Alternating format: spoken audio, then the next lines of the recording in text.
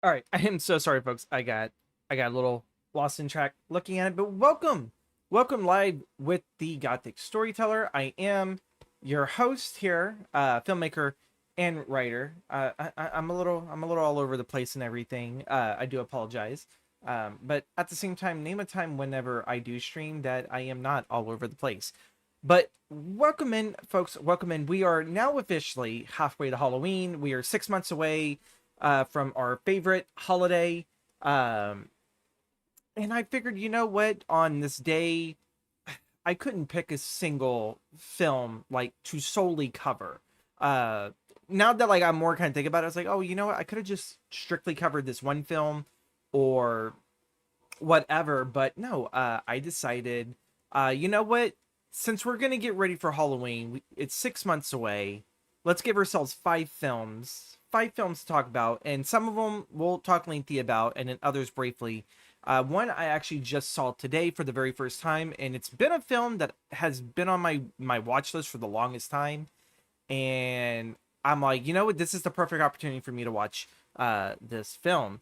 So, with that being said, but before we start and everything,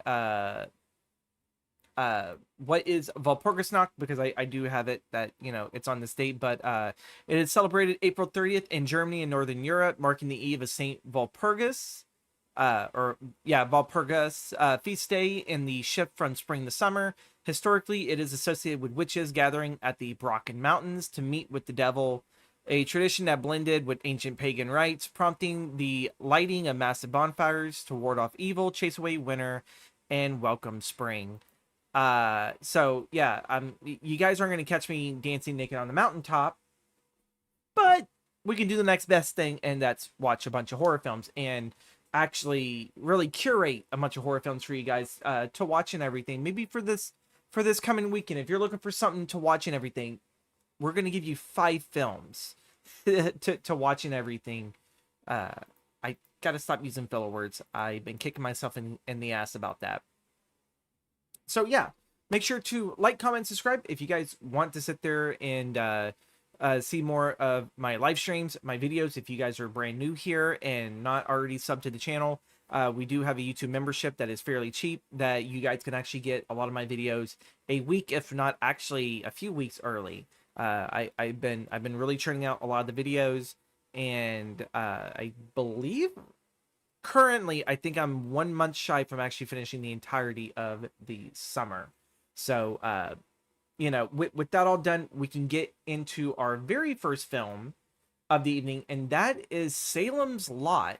Now, technically, this is a TV miniseries, but it was released numerous different ways. It was released as like an actual television film, and then I believe overseas, I do not recall if Salem's Lot um was actually shown on TV, but they didn't do a cut up of the miniseries into an actual theatrical run that they did actually throw overseas into the theater.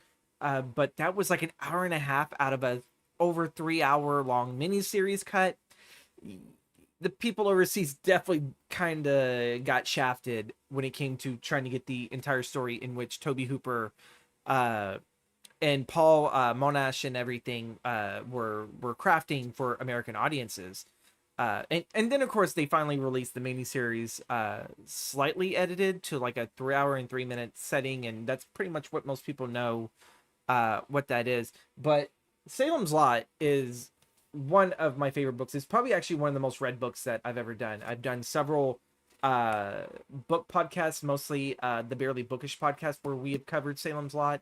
I kind of had a short lived, or it wasn't really mine, but it was a book club that a friend of mine wanted to start, and one of the first ones is she's never read Salem's Lot, and I was like, oh my god, like this is perfect. I have the book. It's one of my favorite books ever. And I think we only had 2 meetings before that book club dissolved.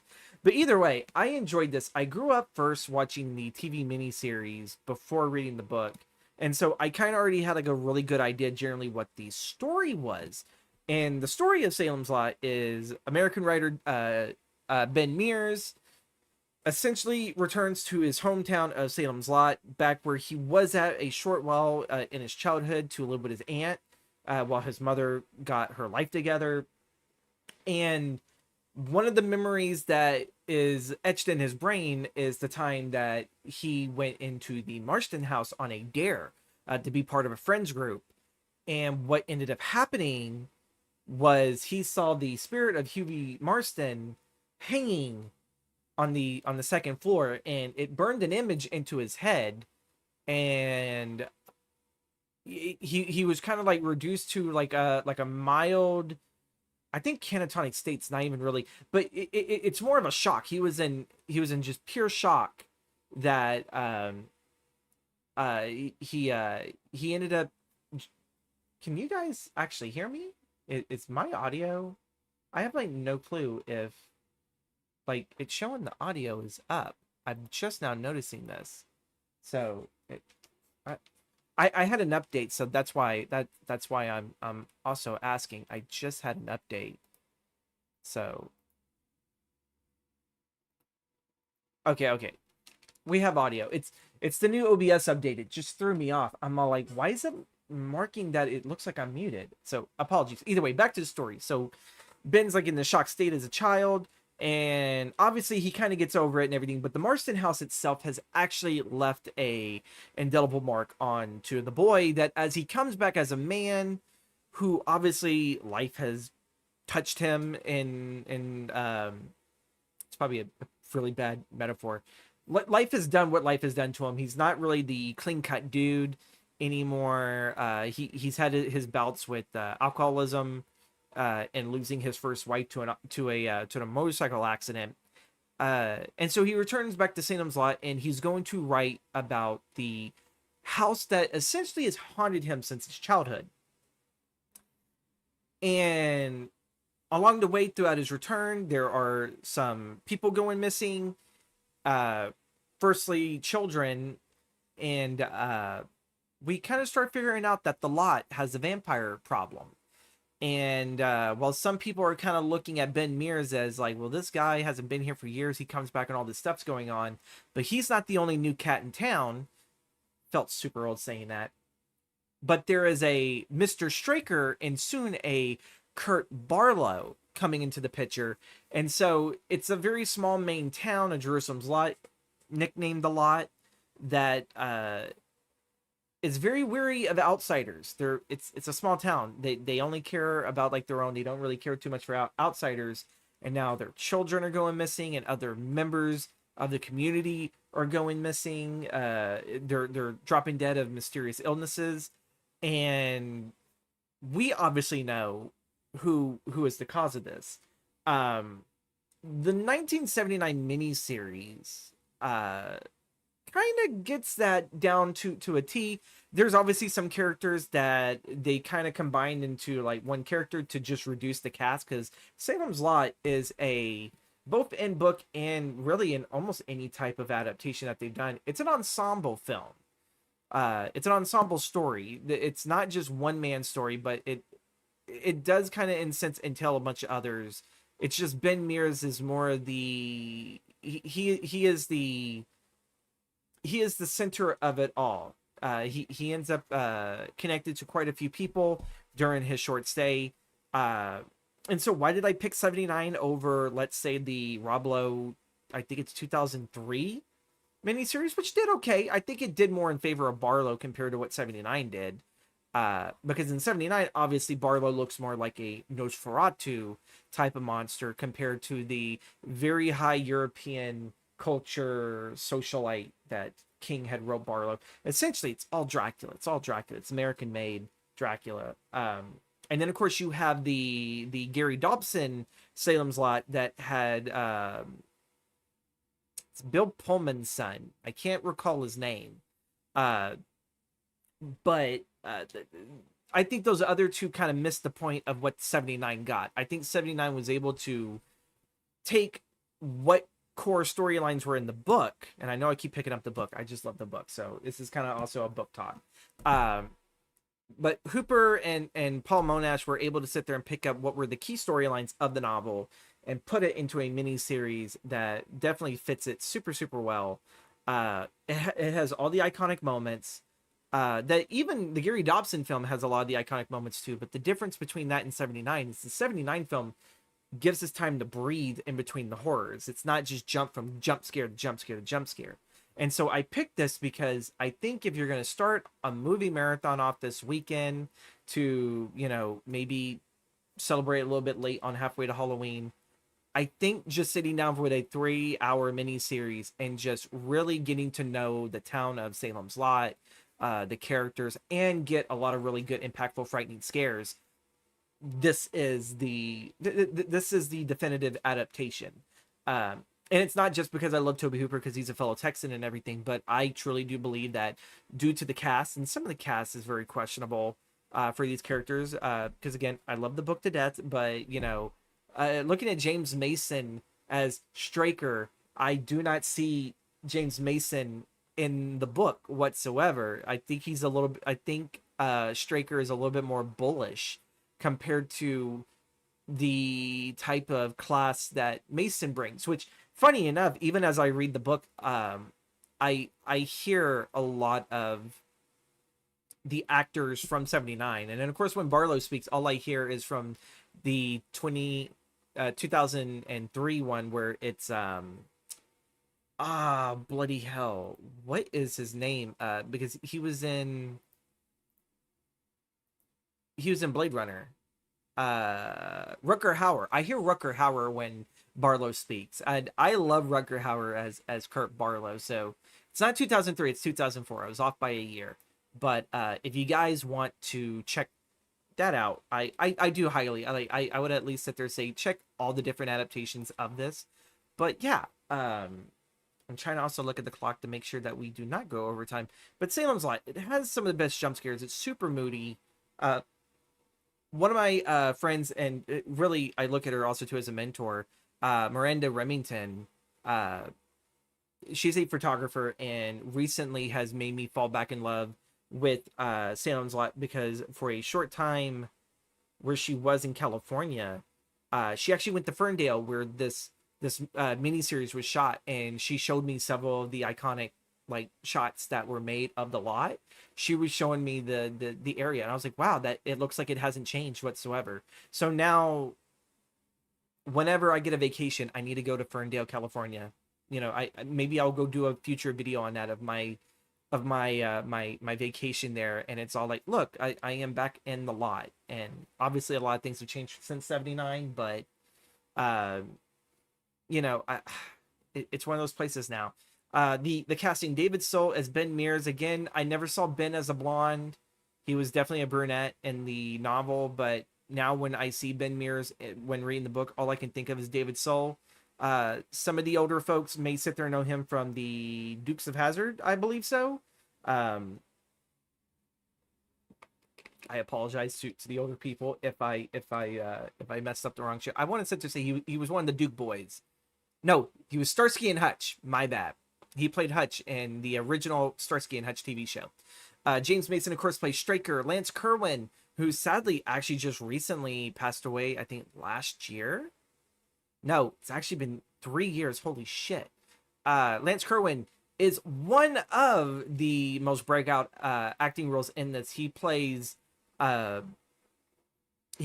Petrie, the essential childhood of Stephen King, the kid that loved all the horror stuff, and now he is in fact coming face to face with the vampires. He's probably the one person in this town that knows how to defeat the vampires outside of I'm trying to find his name. Jason Burks, played by Lou Ayres. Bonnie Bedelia as Susan Norton. Bonnie Bedelia would also do another Stephen King film called I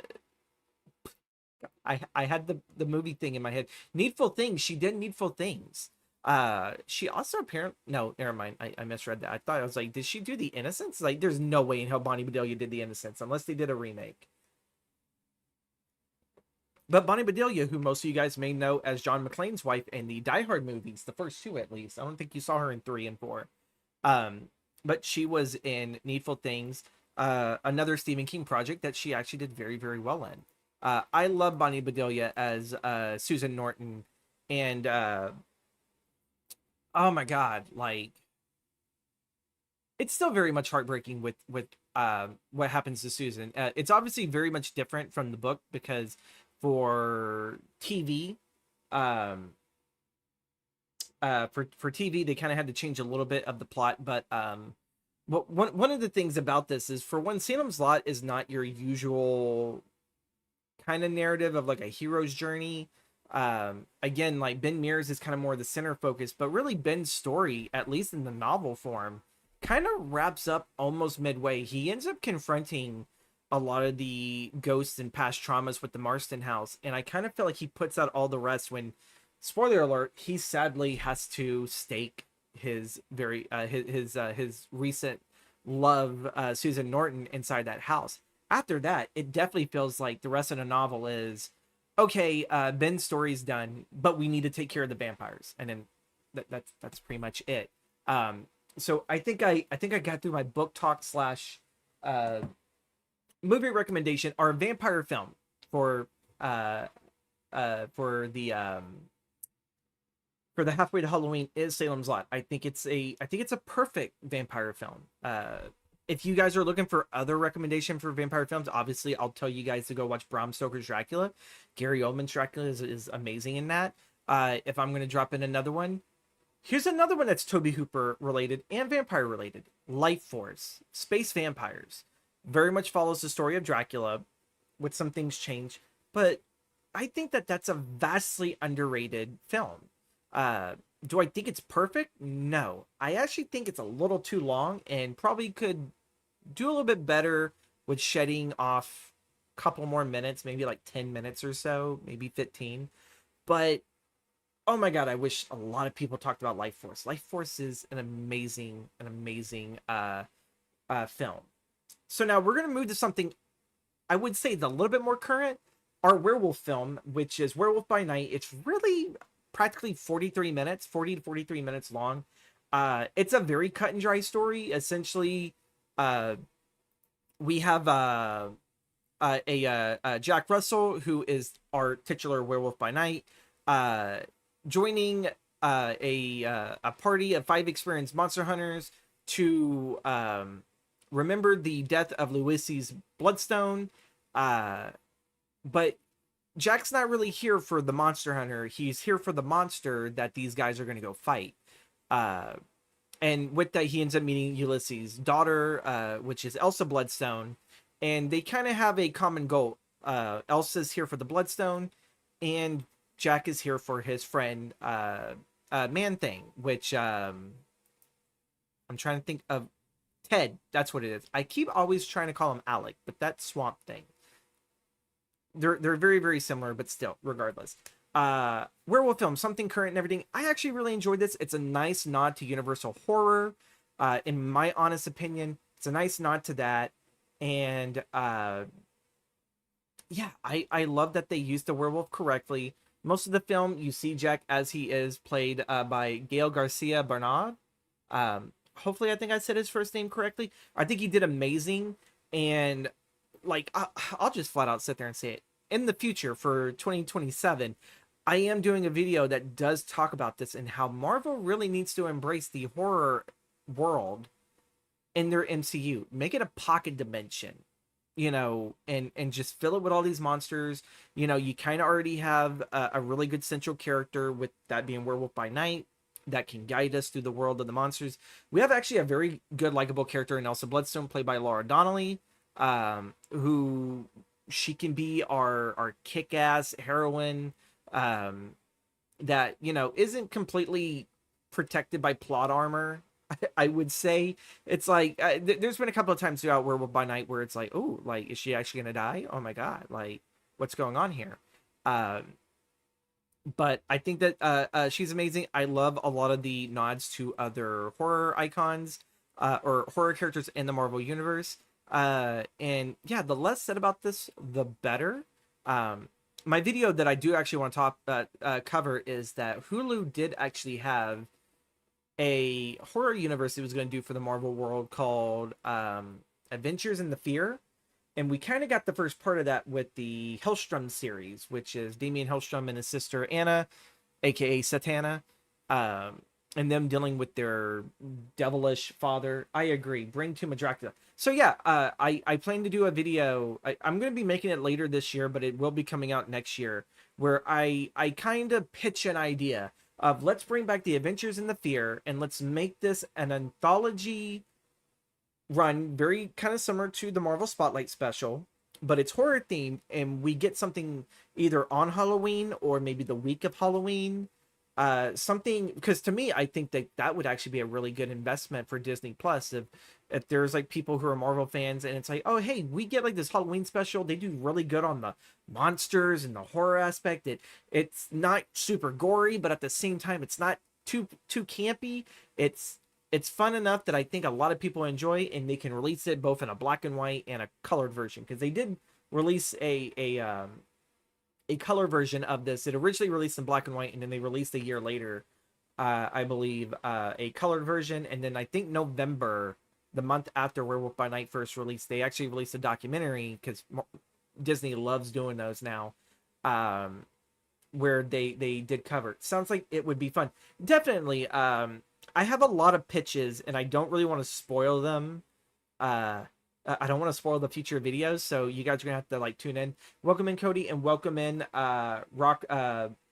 Is the name pronounced Ravine, or yeah, Rock Ravine?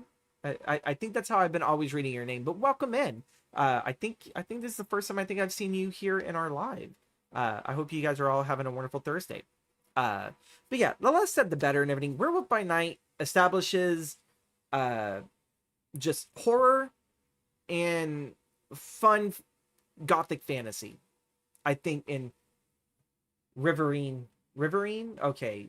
Hopefully I said that. Rock Riverine. All right. Hopefully I've said that right. Thank you so much again for the correction. We are going to move on from our werewolf film to the film that I actually just recently watched.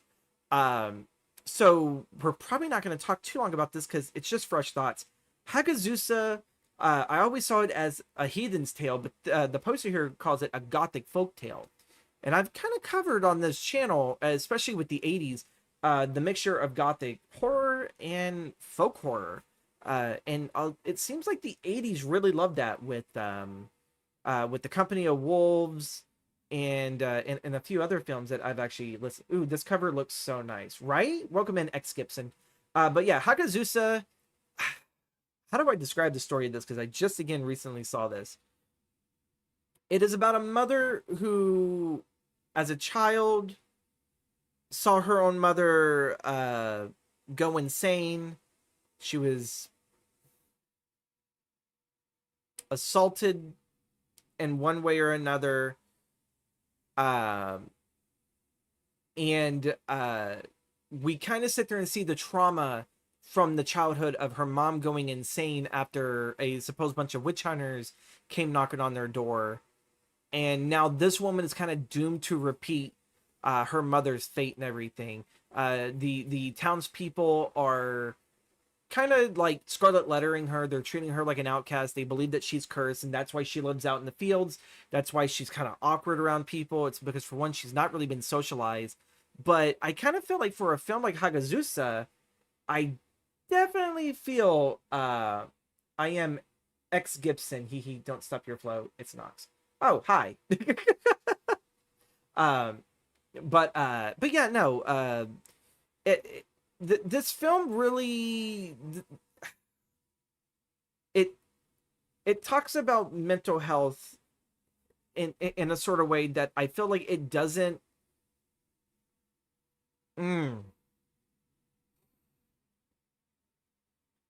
It doesn't try to glorify it, but I think it does it well for what that time period is, what mental health does, what trauma does, and how the society at that time represses that person, ostracizes them, and then kind of makes them like a folk legend or a folk tale of, well, like, don't go out there, or like this woman's going to place a curse on you because that's what happened to her mom, and the same thing happened to her. It feels like maybe it could have been like an A24 film, but it actually does not feel like an A24 film, which is what I enjoy. It's a German-Austrian horror film from 2017. It is the feature film direct debut of Lucas Feigelfeld. Hopefully, if I said that correctly. If not, you guys can correct me in the comments. But yeah, 15th century Alps. If you love gothic horror mixed in with your folk horror, this is the film for you. It was an interesting watch. I love the cinematography of it. There's also a bit of a psychedelic edge to this. Not so much of like the Corman films in the 60s where, you had the LSD acid trip horror films. But I think this film does really, really well with its cinematography and its editing of what someone would be like at this era tripping balls on mushrooms. It's pretty much. I don't like a single horror film by A24. I know, Cody, you have definitely voiced that opinion before here. I know A24 horror films are not for everyone because I did try to watch Deus Machina, mostly because the story of it is essentially Frankenstein. I could not really get into that. I know not all A24 films are made for everyone, but I do like films like Hereditary. I love The Lighthouse. To me, I think The Lighthouse, and I love Robert Eggers' Nosferatu, but I still think that The Lighthouse is probably Eggers' best film, and I still kind of think it's probably one of the best horror films out there for I've tried. I know you have, Cody. You've tried and everything, but if you want to try Hagazussa, if you want to give this film a try, it is free to watch with ads on Tubi. If you guys have been here long enough, you guys know I praise Tubi a lot. Like, one day we will get a sponsorship. We're speaking it out there. We're manifesting. Tubi will be a sponsorship somewhere in the future. So moving along to our next film, and it does feel like we're kind of rushing it. So, we may just do 45 minutes today. Night of the Living Dead. So I had to pick a zombie film. And funny enough, I picked this. So we are going to talk about another zombie film that is soon to come out. The trailer did drop today. So we're going to talk about this once we wrap up Night of the Living Dead, because there is something that I actually do feel like I need to get it off my chest with zombie films today. It's a big problem that I have. But again, George A. Romero's Night of the Living Dead, a cultural icon, phenomenon film that definitely is not a film about zombies, but a film about the people that refuse to communicate with one another and work together, and therefore they all crumble to their own ignorance and their own shortcomings while trying to survive a night. I love zombie films. I love zombie films too. I think it depends entirely on the zombie films. I will watch a Romero zombie film any day of the week. Even his latter ones that kind of weren't all that perfect, they at least kind of kept to a style and theme that I feel like a lot of people ignore in modern day zombie films. I understand that zombies can definitely mean a whole other things. Like they could definitely sit there and be a representation of how we become a society as we're just walking around just mindlessly numb, stimulated by whatever loud noises, whatever distraction that we have through the through the advent of technology. That could be it. But at the same time too, I really like what Romero does with this film. I like the miscommunication that these characters have. They all have a common goal, but they can't settle on how to achieve that goal, and because of that, they fail. And really the one person who survives is Ben. He is the one dude that tries to survive, and he ends up being ruthlessly just shot down because, well, some people think it's because they thought he was a zombie. Other people think that there is a deeper hidden meaning of the racism, that a white man saw a black man come out of this cabin, was frightened, and shot the man. This film can sit there and be picked apart and analyzed for whatever it is. But by the end of the day, it's the most definitive zombie film. This is the film that we walked away from the voodoo-ish, unless you watch Tom Savini's remake. You know what? Like, I always remember the beginning of that, but I never remember the end of that film. But I need to go and I need to return to the 90s remake of Night of the Living Dead. Every time I watch Night of the Living Dead, I always hope Ben will survive the end. We all do. Ben is a very well-written character, and even with his flaws, at the end, you're hoping that both him and Barbara will walk away from this. But at the same time, even Romero kind of felt like he screwed Barbara over. Like he kind of gave her like a bit of a powerful lead at the beginning, and then she kind of just becomes this catatonic person that sadly just falls prey to her not being able to function in the situation. But at the same time, too, I look at that as, but that's also what some people would probably do in this situation. They would shut themselves down, and you can't constantly defend them. Sooner or later, they have to defend themselves. You can't save everyone. And I think that's what Ben had to learn. He couldn't save everyone.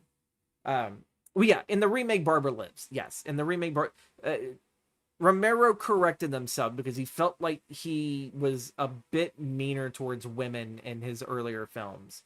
Yeah, Ben becomes a zombie instead. Well, okay, now you spoiled the even though I'm pretty sure I've seen the 90s remake a few times, now you've spoiled the end of it. Thank you, Cody. Thank you. But yeah, it's like Ben, I don't want to sit there and say Ben tries to save everyone, but Ben does his best of whoever is willing to pull their own weight, I will be there to defend you and to help you. And sadly, Barbara in this film just didn't. Barbara clocked the fuck out. What can I say? But yeah, no, this film, it still stands. The script primarily drew inspiration from Richard Matheson's 1954 novel, I Am Legend. It's another book I got to read and everything. I've seen all the adaptations of that novel from The Last Man on Earth to Omega Man, which I saw the Omega Man first before I even saw I Am Legend. I saw the Omega Man, then I saw The Last Man on Earth, and then I watched I Am Legend with Will Smith. And I kind of hate to say it, but I kind of put Will Smith down at below, and then Omega Man, and then Last Man on Earth. I love Vincent Price, so I'm going to give Vincent Price his roses. Great book. Is it a great book? I'm definitely going to have to check it out. She's damn near catatonic. She is. She's practically on the couch, just like she's either on the couch or she's like in the corner somewhere, just you know, kind of froze up, and until her brother shows up, and then all hell breaks loose. But yeah, Night of the Living Dead, 10 out of 10. Probably one of the few films I will give it a 10 out of 10.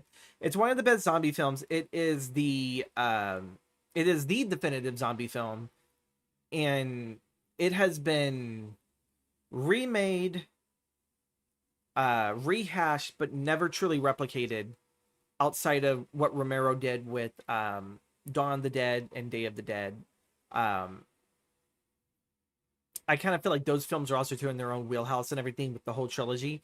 But yeah, no, I truly do believe that unless I go see Tina Romero's film, I think it's called Queens of the Dead, if I remember correctly. I need to go see that one. But George's Daughter, I definitely need to see that to see if she carries some of the themes and everything that her father does. I definitely want to sit there and see what she does with zombies, the quintessential monster that her father kind of in a sense invented. So since I've gotten my thoughts out on Night of the Living Dead, today dropped the teaser trailer. Reanimator, though. Reanimator's zombies are very like mean-spirited and nihilistic. Like they fit for Stuart Gordon's adaptation of the Lovecraft story, but yeah, I guess you could sit there and say his zombies, his reanimated corpses, they shambled too. I just can't stand a zombie that can frickin' run. Maybe if it can pick up its pace, if it's a fresher corpse, yeah, I could do that, but I'm not a fan of the Rage zombie. I'm not a fan of the World War Z zombie. I think if it fits the narrative of those films, which it does for 28 Days Later, and then even when we give our flowers to Zack Snyder's Dawn of the Dead, I think those type of zombies speak for what the times were, which is I think why not a lot of people kind of shit on it as much. I don't, because I still enjoy that film. But overall, I think zombies should be shamblers. Did I use that right word? Yeah, I think I used it right. I think they should be shambling. They should be dragging a proposed broken ankle. You know, they should not be these like leaping monsters and whatnot. I think you could do that with a ghoul. I think if you did ghouls, ghouls could be leaping, but ghouls don't really feed on the living. They feed on the dead, depending on you know, I guess if you're looking at the 1001 Nights, those ghouls are obviously different. You know, those are looked at more as gens, but if you look at something from D&D standard in video games, ghouls feed on the dead, and they sometimes try to attack the main character. They're like that level 1 just bad guy that, you know, or you know what, probably level 2, because you got the rats. You got the rats that the players usually in video games kill, and then you got the ghoul. The ghoul comes after the rat. But Zach Krieger's Resident Evil came out. The teaser trailer came out today. I didn't know if I was going to really talk about that. And then I thought, you know what? Yeah, let's talk about this. A friend argues that you can run away from a slow zombie, so where's the conflict? I don't like running zombies. Well, so yeah, I feel like, you know, yeah, a friend argues that you can run away from a slow zombie. You can, but the thing is, you can't always run, because that's what Dawn of the Dead showed us, and eventually that's what Day of the Dead showed us. Was no matter how far you run, no matter how much you bury yourself underground in bunkers, sooner or later you gotta stop running. You gotta rest, and it's the moment that you rest that's when the dead get you. They don't get you solo, they get you in groups, and usually it is one zombie turns to two zombies and yeah, and so on.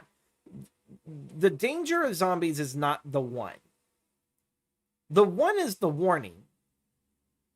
Two is there's a problem. And then when 12 and 20 start showing up and you've gotten lazy and they now have you surrounded, how are you going to defeat that? Unless you have some type of covering, maybe you could ram through one, but you have to be quick after you're probably done ramming it and hope it doesn't grab you. Because again, they may be dead, but it's all still stiff. It's going to take you maybe half a second to kind of break through. And it only takes that half a second just for the others to pile up on you. And then that's dead weight. How are you going to shake off dead weight? You know, I can see that. You can run away from one shambler, but the power is in the mob. It's not in the one. But yeah, Zach Krieger's Resident Evil came out, and I like that it feels like they're going for a BOW over a zombie form. The trailer doesn't really try to give you too much of story outside of, we have a main character here that looks like he's got a job, something's happened, he's trying to reach police, he can't reach them, and then he tries to call his girlfriend that sat there, and you know, he's trying to apologize to her for hanging up because he lost signal. And now there's like all this weird shit going on that doesn't make any sense. And I feel like it actually does have the spirit of the Resident Evil video games. I really, really do. But the one thing that I really do hope that maybe they're focusing more on bioweapons than zombies in this is because there's supposedly a scene where we think we see a zombie, but there's multiple of them and they're crawling on the wall. Like we don't see their faces, so we don't know if this is part of one giant monster. We don't know that because we only see a little bit of it. And really, I kind of told I told a few friends and everyday and my sister, I don't want to see no more trailers from this. I'm going to avoid all trailers from this because I actually now want to go see this movie. I was first on the fence, now I want to go see it. The teaser trailer did it enough to pique my interest.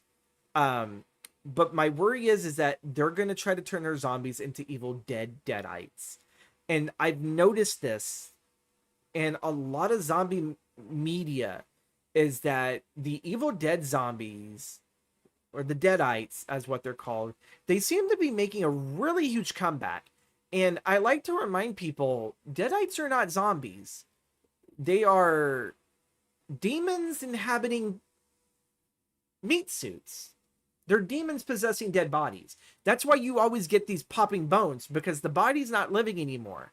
It's just a meat locker, and they're just trying to force it to work towards them. No matter how mutilated it gets, they're going to turn it into a weapon. They're going to perverse it. They're going to screw with the person psychologically by legit seeing their loved one or friend or whatever, it's going to manipulate.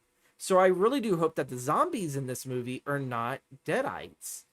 I've been noticing that with a few uh zombie films here lately. They have been doing the Evil Dead thing, and I'm like, I don't like that, because Evil Dead's its own thing. Those are demons. Those are demons inhabiting corpses.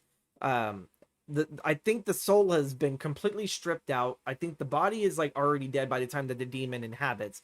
That there really is nothing there. It just mimics, you know, it just mimics the person's personality to mentally fuck with the person. So I really do hope that the zombies in Zach Krieger's Resident Evil are not like that, but I am very much interested in there is a scene shown where the guy goes down to the sewer and he's kind of walking down, and there's like this really big fat looking possibly zombie, and it just looks like it's staring at him, and it reminds me of the fat vampire from Blade. If you guys have seen Blade, the fat vampire that talks like with a very high pitch voice and everything, very very annoying high pitched voice, can't barely move, and Blade is like over here with like a UV light, or no, I think he handed it, no, I think he took it away from the woman, the female love interest now, and he just starts like flashing it on that vampire and burning it until it finally explodes after interrogation. It looked like that, and I know that some people are making like Dune jokes of like, how did Harkonnen get down there? Maybe I'm hoping with what I sat there and saw trying to come out of the house, maybe it's an early test subject of the liquors. Maybe it's before it loses its skin, and like the brain's exposed. Maybe it's a form of that. It also kind of reminded me a bit of the Spider Lady from Evil Within. So yeah, I love Zach Krieger's work. I love Barbarian. I love Weapons. I just really do hope that this just does not turn into a generic Evil Dead-ish clone film. I'm very much interested to what this film will become. So moving on, we're moving past the zombies. We are going to talk about the heart, I think, of Halloween, a film that embodies the spirit of Halloween, the heart of the holiday. Regardless if you just celebrate for like, you know, the candy and dress up, or the pagan rituals, whichever fills your heart with joy. I think Trick or Treat does that. Trick or Treat is a horror anthology where all the stories are loosely interconnected. Characters appear from other stories told in this anthology. They're told at different times when those other stories are going on. It all happens within a small, I believe, town in Ohio. It's like a fictional Warren Valley, Ohio. Yeah, fictional town on Halloween night. Non-linear narrative. Characters crossing paths throughout the film. At the center of the story is Sam, a peculiar trick-or-treater in an orange hoodie pajama costume who appears to enforce the rules of Halloween. I cannot wait for the sequel. I know they've been talking about this for a while. But I think Michael Dougherty kind of just he hit the nail on the coffin of this is what Halloween is. It is the rituals, it is the trick-or-treating and the giving away of treats, it's the dressing up and everything. I think this perfectly surmises the holidays. Everything that we do ritual like with the jack-o'-lanterns, with just decoration, everything, it makes it fun, but also too it feels very ancestral. You know, I think what we view Halloween now as for like the kids and everything, that's obviously like a huge, I think, American tradition that obviously started, you know, way back, I think in Ireland, if I remember correctly. Don't quote me on that, but yeah, no, I think this film does it very, very well. We get we get like 4 essential stories that cross over very, very well. And I actually sit there and think one of the best stories in here, and they're definitely connected, is the Halloween School Bus Massacre, where a school bus of special needs children are kind of handcuffed, if I remember correctly. Yeah, they're like cuffed and down to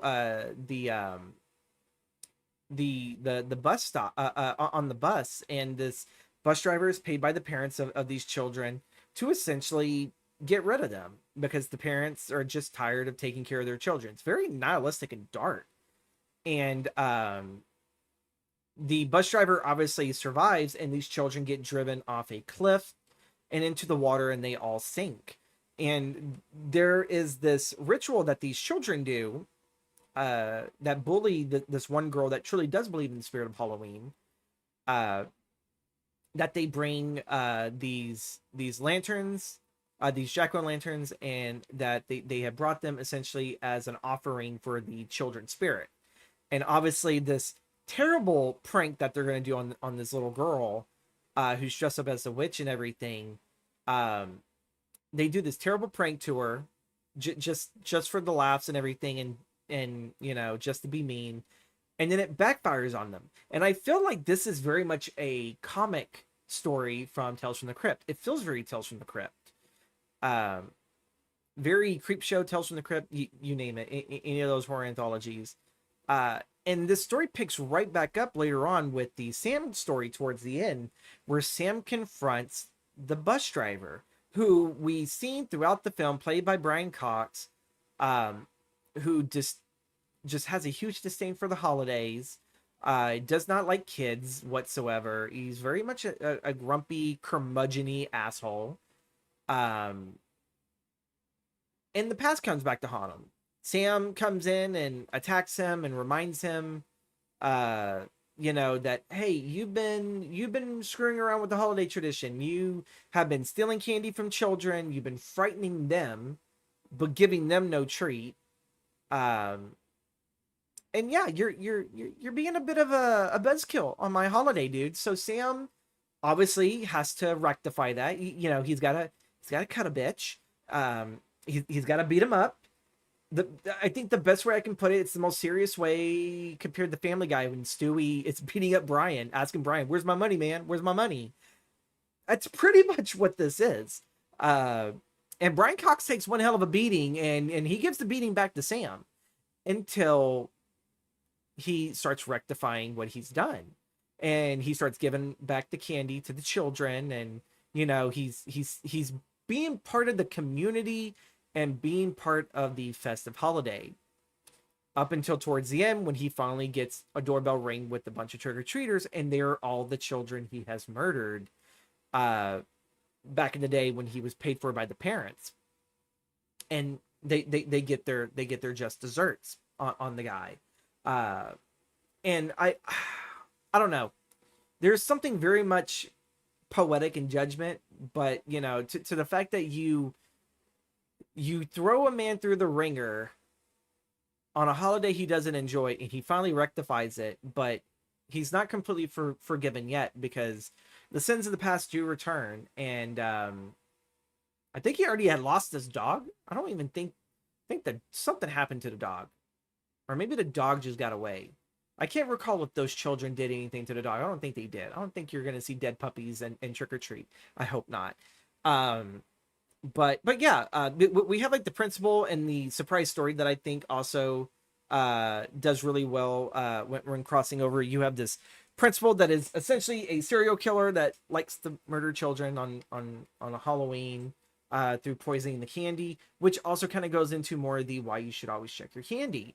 And I like how that story ties into Surprise Party, because there is this mysterious kind of phantom character that, you know, has like these prosthetic teeth and likes to also prey on women as well. And he's trying to get his freaking card up and how many kills he can do. He has a funny kid though. He has a funny child that flat out states Charlie Brown's an asshole, and that line will forever live in my brain. You know, just go inside and watch some TV until I'm done, as he's burying the proposed dead fat kid he had just poisoned in his backyard. And then, yeah, no, his son's like, Charlie Brown's an asshole. And it's like, oh, dear Lord. But yeah, that story transitions in the Surprise Party, where he thinks he is a hunter preying on these young women, just to find out that he is actually made himself a victim in Anna Paquin's first transformation, I think, as a werewolf.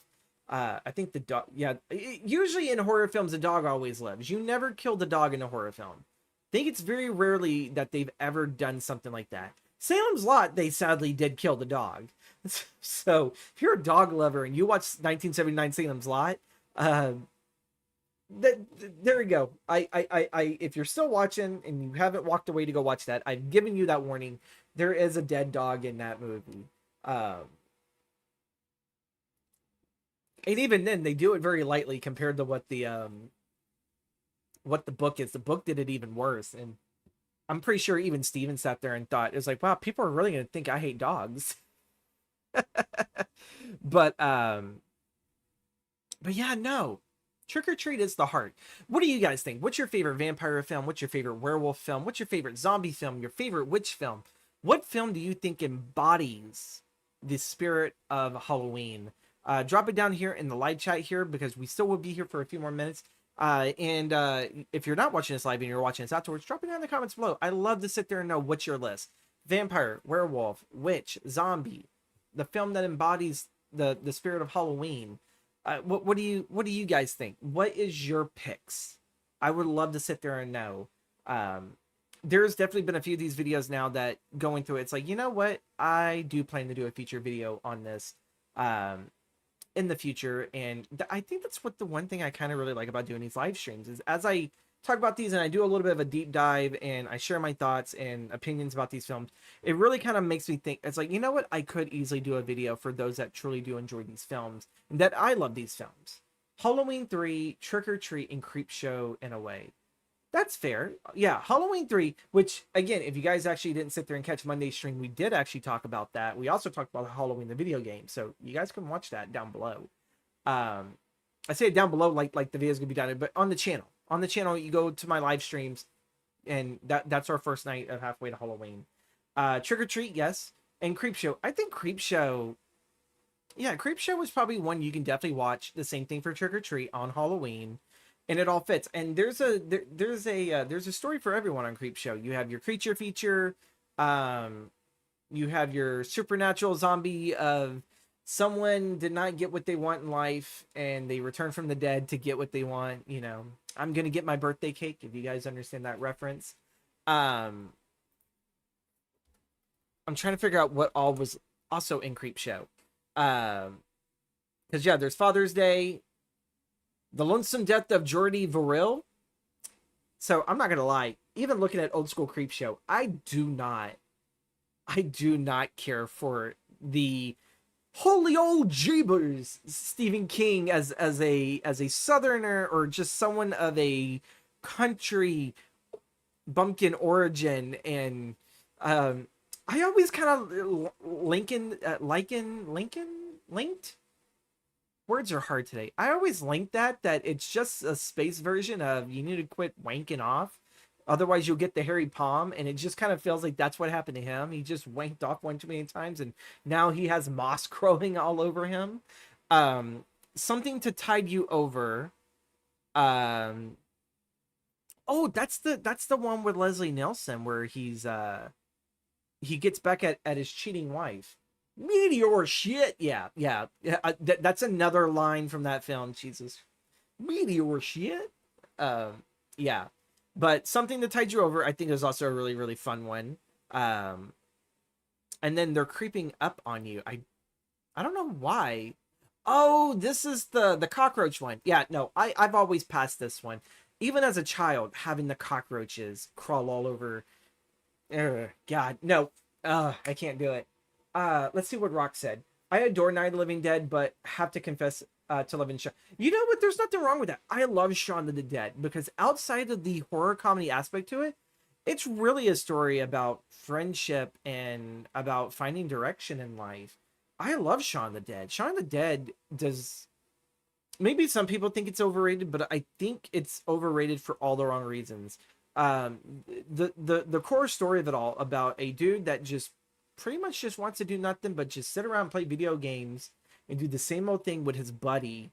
And obviously that does not correlate very well with his other relationships in life, but that's all what Shaun wants. Sean's not a complex dude. He just wants his buddy, his woman, the Winchester.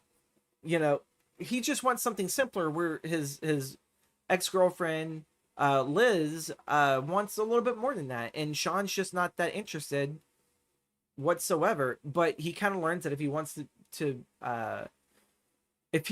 be with the woman he loves, he does have to actually change. And the man does come out changed, for the better and everything. But I think also too, it's one of the rare occasions he kind of gets his cake and eats it too, because he's able to keep his best friend. Though he has to chain his best friend in the shed, so that he doesn't eat anyone. The fact that they had to count the roaches for inventory in between shots because they were imported them not so legally. Oh yeah, I figured probably working at that segment of the set was probably stressful, was having to make sure the count. And I don't even think that they kept them all, because I think some did escape, and obviously that was an issue because they were not in their natural ecosystem. These, I think, roaches were from South America, if I believe so. So yeah, they were not in their correct ecosystem, and yeah, I think PETA or maybe the government was just afraid that it was gonna screw up the ecosystem. But folks, we are gonna wrap it up for today. We did our hour and everything, technically, to a certain extent. We did our hour and everything. I hope you guys have a wonderful weekend. We will be back Monday for Must See Feline Horror. We'll be covering Cat People 1942 and a Stephen King project, Sleepwalkers.